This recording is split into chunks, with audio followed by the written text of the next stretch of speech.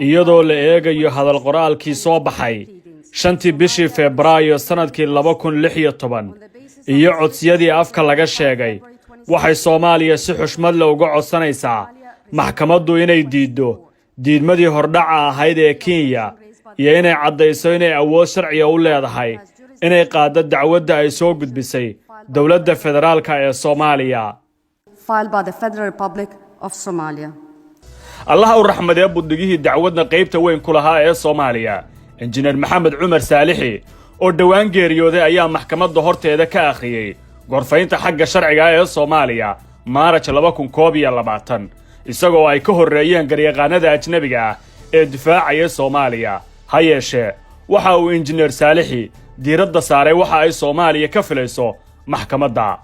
on the basis of its memorial of 7 July 2015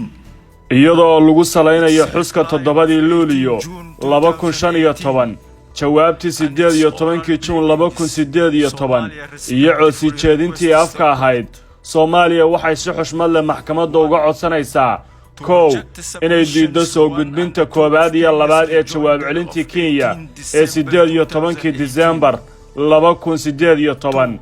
laba inay go'aamiso dhamaystirka soodinta badda ee u dhaxaysa Soomaaliya iyo Kenya ee badweynta Hindiya ay ku jiraan qaybaha dhulka ka baxsan 200 mayl si ku salaysan sharciga caalamiga ah on the basis of international law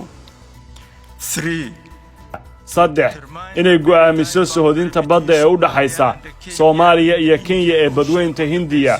iyadoo lagu salaynayo isku duwaha juqraafi ahaan ee ku hoos qoran ciwaanka soo gudbinta Soomaaliya jawaabteeda 2018 oo si faahfaahsan loogu qeexay warqadda taariikhda maanta ee ay soo gudbiyeen wakiilada Soomaaliya afar in la xukumo oo lagu dhawaaqo in marka lala eego habdhaqanka Kenya aagga lagu muransan yahay ay caddahay inay ku xadgudubtay waajibaadkeeda caalamiga ah oo mas'uul ka saaran yahay sharciga caalamiga inay magdhow buuxa siiso Soomaaliya iyadoo loo diyaarinayo Soomaaliya waxyaabaha ay ka mid yihiin gariirka cabirduleedka juqraafiga xisaabta iyo farsamooyinka kale ee ku saabsan xogta laga helay aagaga ay maxkamaddu go'aamisay oo ay ku hoos jiraan madax bannaanida xaqa ah iyo awoodda madax bannaani ee Soomaaliya to be subjected to sovereignty under the sovereign right